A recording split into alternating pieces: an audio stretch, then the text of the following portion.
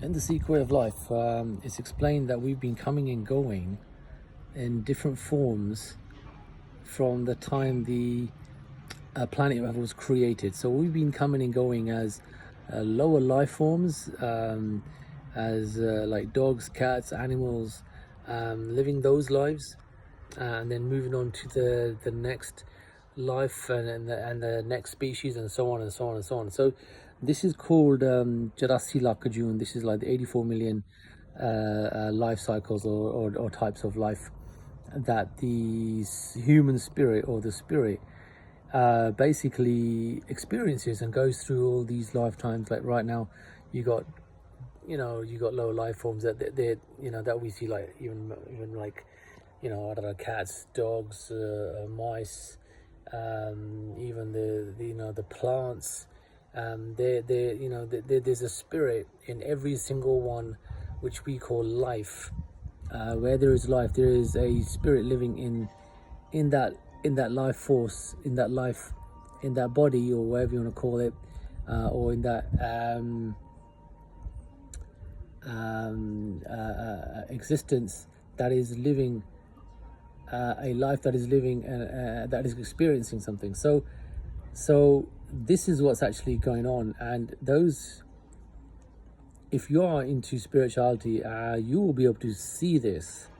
You will be able to even speak to those spirits or those life forms, and connect with them, and experience their life, what they're experiencing. I know it sounds really crazy, but it depends on your level of, I don't know, where you are in your spiritual life, in your elevation, your spiritual elevation, because there are things that are out there that we can't really see with these eyes. But if you open up that third eye, there's a third eye that is a spiritual eye that sees and accesses the spiritual world, and if you like, people, or the spiritual realm, if you like.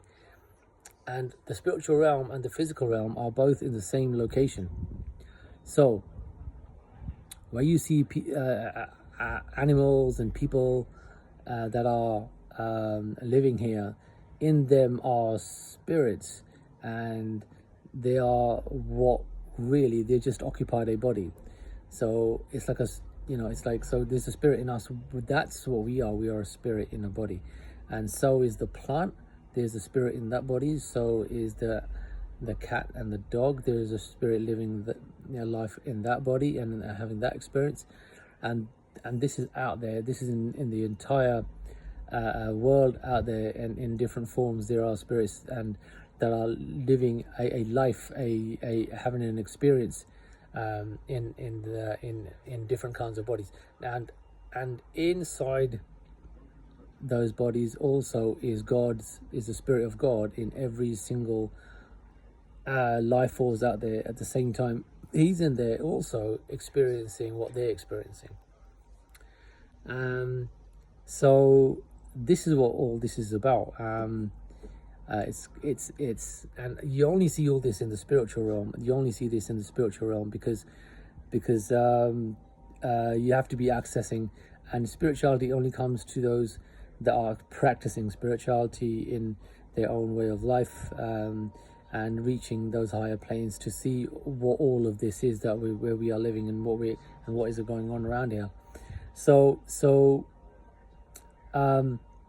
it's something to think. It is something to think about.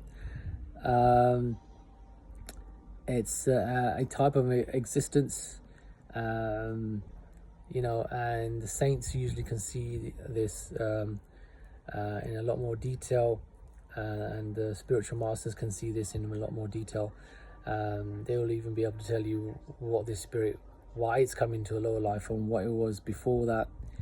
If it was human before that, now it's come down to a lower life form, and now is experiencing this because of bad karma. And this is also something this is all in the divine kind of world, in the divine kind of rules and regulations that are out there also, that all these spirits, or we all have to follow. But we don't really know about them, or no one maybe basically tells us about these kinds of things unless they are on a spiritual elevation that where they can see that this is what happens. So because nobody knows what happens after death, no one's kind of told us. We don't know what happens when we leave this body.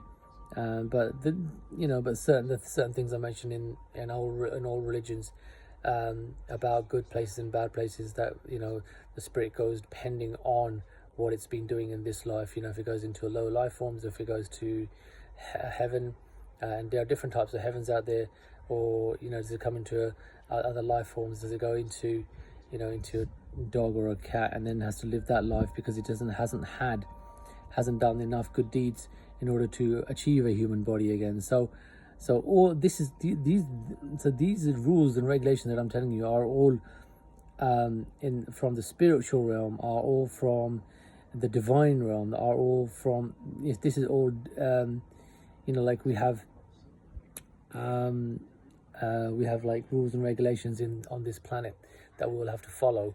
Like there's the law, like this I'm talking about worldly laws, right? If you hit this, break the speed limit or something and you get a ticket, right? These are worldly laws, but there are spiritual laws as well. There are divine laws as well. And since we are a spirit living in a body, living an experience in a body, we need to know about these divine laws, because these divine laws are for the spirit, and that the spirit must follow these divine laws in order to be happy or successful in life and also after death. Or is it going to go the other way, and is it suffering? Are we going through bad times that keep coming? So sometimes, for example, because of the things that I had a conversation with a lady yesterday, and what the divinity says is that we create our own existence by doing our own things, by doing our own karma that we create, that keeps coming back to us, and we keep experiencing those things because we keep doing things that are if you like against the spiritual law, or against the divine law,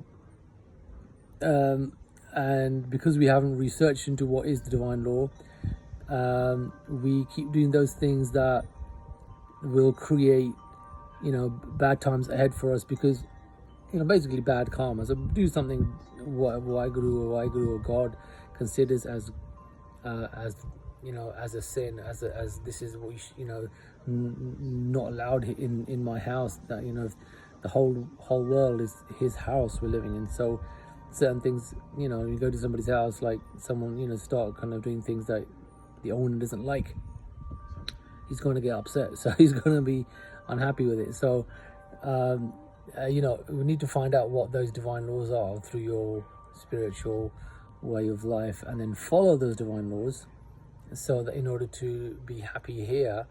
And the biggest thing that it says, the biggest thing that divinity explains is not to look at everybody else, but to look at ourselves within ourselves and see what we are.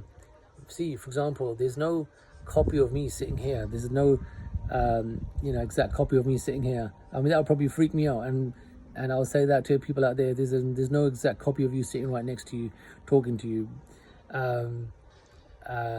because if it was, then you'd be able to get to know this person, because it's physically there in front of you, and you can speak to that person, and which is basically you. So it's a bit scary, but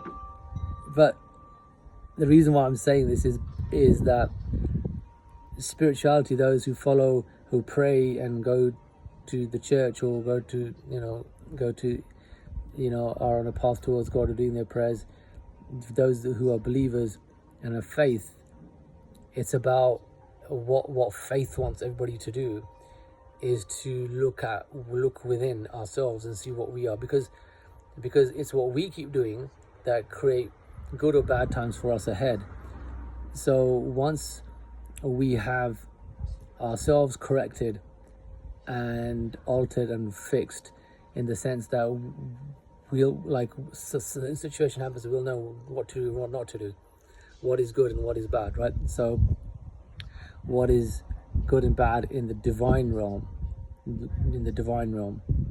Okay, so once we experience all of that and know all of that, then we will be able to do what's good for us and we'll know what's not good for us, and we won't do those kinds of things. And this is what the religions of the world are basically about, is to make us better, make ourselves better, not everybody else, not pointing at others and seeing what they're doing.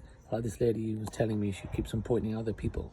When you're pointing at someone, when you're pointing at someone like this, there are three fingers that are pointing at you as well, right? So if I point at someone, there's three that are pointing at me. So it's meaning to say that, look at yourself 3 times before you look at somebody else.